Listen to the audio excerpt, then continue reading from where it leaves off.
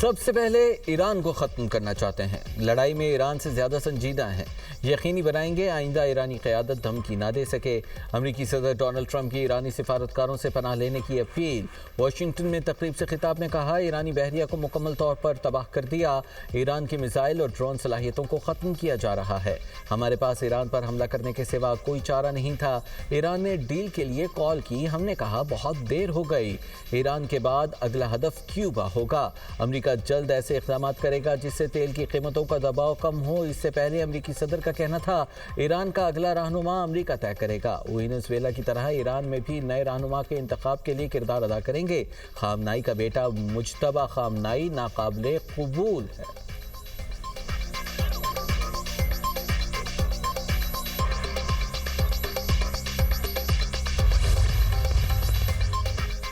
ایران کے میزائل حملوں میں 90% اور ڈرون حملوں میں 83% کمی آئی، اگلے مرحلے میں ایران کے میزائل پیداوار کی صلاحیت مکمل ختم کر دیں گے۔ امریکی سینٹرل کمانڈ کے ایڈمرل بریڈ کوپر کی بریفنگ، کہا تہران میں B-2 بمبار طیاروں نے بمباری کی، 2000 پاؤنڈ کے درجنوں بم برسائے گئے، 72 گھنٹوں میں تہران میں مختلف اہداف کو نشانہ بنایا گیا، اب تک 30 سے زائد بحری جہازوں کو ڈبو چکے ہیں، امریکی قیادت کی توقعات کے مطابق ایران میں کارروائیاں کر رہے ہیں۔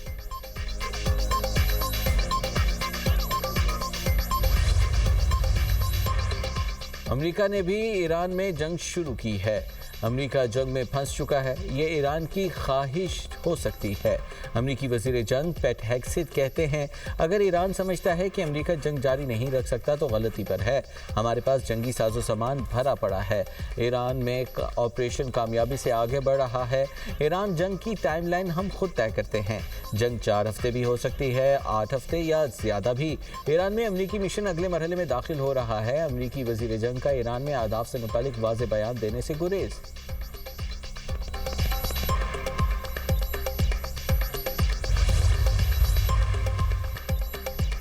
ایران امریکہ کے زمینی حملے کا سامنا کرنے کے لیے تیار، جوہری مذاکرات کا امکان مسترد، ایرانی وزیر خارجہ عباس عراقچی کہتے ہیں ہم جنگ بندی کا مطالبہ نہیں، زمینی کارروائی کا انتظار کر رہے ہیں، اگر ایران پر زمینی کارروائی ہوئی تو یہ امریکی فوج کے لیے تباہ کن ہو سکتی ہے، اب نئے ہرمز بند نہیں کی، بحری جہاز خود گزرنے سے گریز کر رہے ہیں، جنگ جاری رہی تو ہر آپشن پر غور کریں گے، ایران نے امریکہ کے ساتھ کوئی رابطہ رکھا نہ مذاکراتی چینلز کھولے، گزشتہ ہفتے سے اسٹیو وٹکوف یا جیریڈ کشنر سے کوئی رابطہ نہیں ہوا۔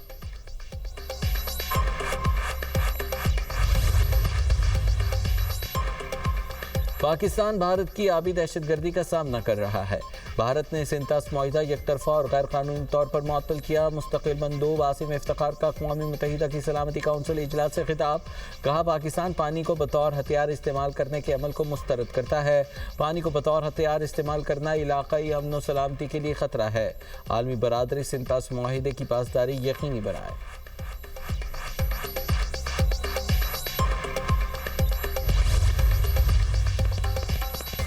ایران میں 13 طبی مراکز کو امریکہ اسرائیل جنگ میں نشانہ بنایا گیا، ہلال احمر کی 7 عمارتیں، مزید 2 سکولز اور فٹ بال سٹیڈیم بھی تباہ، ترجمان اقوام متحدہ کا کہنا ہے کہ خطے میں اشیاء خور و نوش پر توجہ کی ضرورت ہے، فریقین کو بین الاقوامی قوانین کی پاسداری کرنے پر زور دیتے ہیں، متاثرہ ممالک میں اقوام متحدہ کام کر رہا ہے، مشرق وسطی میں اس وقت جنگ کی صورتحال خطرناک ہے، دنیا میں عالمی توانائی کا بحران پریشان کن ہے، جوہری ہتھیاروں کے استعمال کا خطرہ اس وقت سب سے زیادہ ہے۔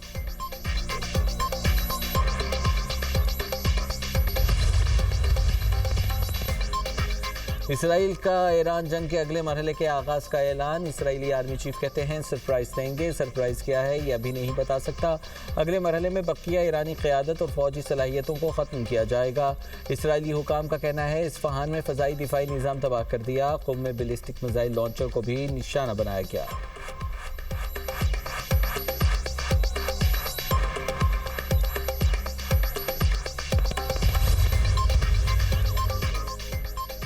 عراق کے شہر بصرہ میں امریکی طیارہ گرنے کی اطلاعات۔ ترک میڈیا کے مطابق عراقی پولیس نے امریکی پائلٹ کی تلاش کے لیے ٹیمیں روانہ کر دی۔ طیارے کو حادثہ پیش آیا یا مار گرایا گیا، وجہ تاحال معلوم نہ ہو سکی۔ امریکی سینٹرل کمانڈ نے واقعے کی تصدیق یا تردید نہیں کی۔ آذربائیجان میں ڈرون سے حملہ، ایئرپورٹ کا ٹرمینل متاثر۔ آذربائیجان کی وزارت خارجہ کا اظہار مذمت، ایران نے حملے میں ملوث ہونے کا الزام مسترد کر دیا۔ عراقی کردستان میں امریکی کمپنی کی آئل فیلڈ پر ڈرون حملہ، سیکیورٹی ذرائع کے مطابق ڈرون حملے کے بعد آئل فیلڈ میں آگ بھڑک اٹھی۔ سعودی وزارت دفاع کا کہنا ہے کہ پرنس سلطان ایئر بیس کی طرف داغے گئے 3 بیلسٹک میزائل فضا میں تباہ کر دیے۔ قطری حکام کے مطابق ایران کے 14 میزائل تباہ، 4 ڈرون حملے بھی ناکام بنا دیے۔ ابوظہبی میں ڈرون حملہ، ملبہ گرنے سے پاکستانیوں سمیت 7 افراد معمولی زخمی ہو گئے۔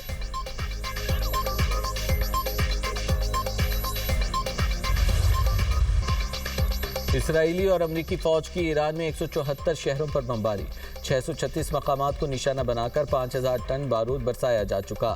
تہران، قم، ہمدان، اصفہان، شیراز اور کرمان سمیت درجنوں شہروں میں رہائشی آبادیوں پر بمباری، شہداء کی تعداد 1230 ہو گئی، 175 طالبات بھی شامل۔ ہلال احمر کے مطابق 3643 شہری مقامات کو نشانہ بنایا گیا، 3090 مکانات اور 528 تجارتی مراکز بھی شامل۔ تہران میں انٹیلیجنس عمارت تباہ، اصفہان میں دفاعی نظام تباہ کرنے کا دعویٰ۔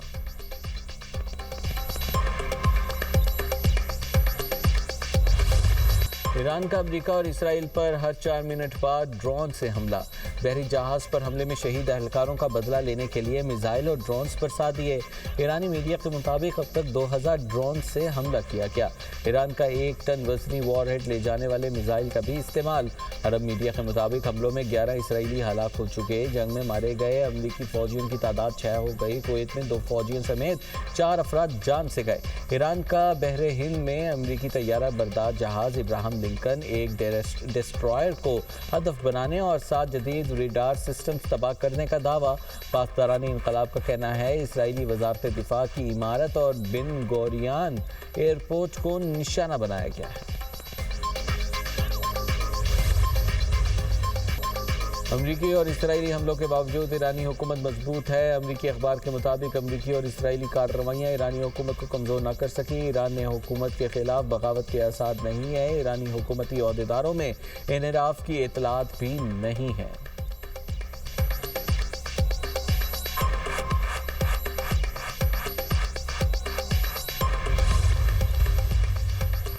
سعودی وزیر دفاع شہزادہ خالد بن سلمان سے دبئی کے ولی عہد کا رابطہ، خطے کی تازہ ترین صورتحال اور متحدہ عرب امارات، سعودی عرب اور برادر اسلامی ممالک پر ہونے والے حملوں پر تبادلہ خیال کیا گیا۔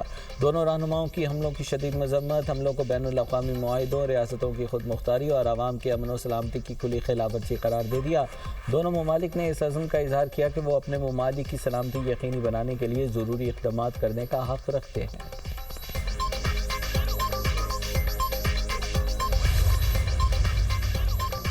سری لنکا کے قریب دوسرا ایرانی جہاز بچا لیا گیا۔ ایران کے ایک بحری جہاز کو حفاظتی تحویل میں ٹرنکومالے بندرگاہ منتقل کیا جا رہا ہے۔ سری لنکن صدر کا کہنا ہے کہ ایرانی بحری جہاز پر 208 افراد سوار ہیں۔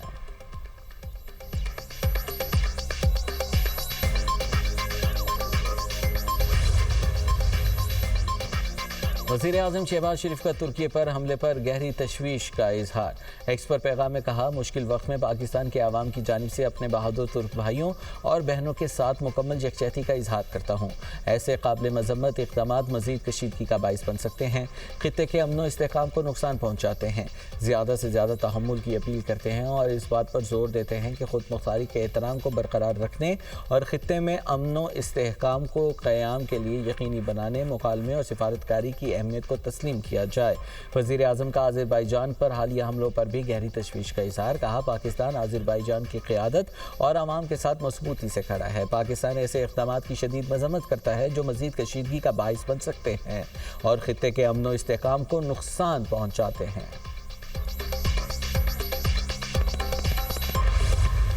مشرق وسطی میں جنگی صورتحال توانائی بحران سے نمٹنے کے لیے اعلیٰ سطح کابینہ کمیٹی کا اجلاس آج ہوگا۔ اہم سفارشات تیار، پیٹرولیم اور گیس کی بلا تعطل فراہمی کے لیے حکمت عملی بنا لی گئی۔ وزیر اعظم اہم فیصلے کریں گے۔ ذرائع کے مطابق پیٹرولیم مصنوعات کی قیمتوں کا تعین 15 روز کی بجائے ہفتہ وار کرنے کی تجویز۔ پیٹرول اور ڈیزل ذخائر کی روزانہ نگرانی کی تیاریاں۔ صنعتوں کو گیس کی فراہمی جاری رکھنے ہے یا نہیں، فیصلہ آج متوقع۔ کھاد کے کارخانوں کو گیس کی فراہمی بند کر دی گئی۔ تعلیمی اداروں میں آن لائن کلاسز اور دفاتر میں ورک فرام ہوم کی تجویز زیر غور۔ عالمی صورتحال کے پیش نظر توانائی بچت اقدامات پر بھی فیصلہ ہوگا۔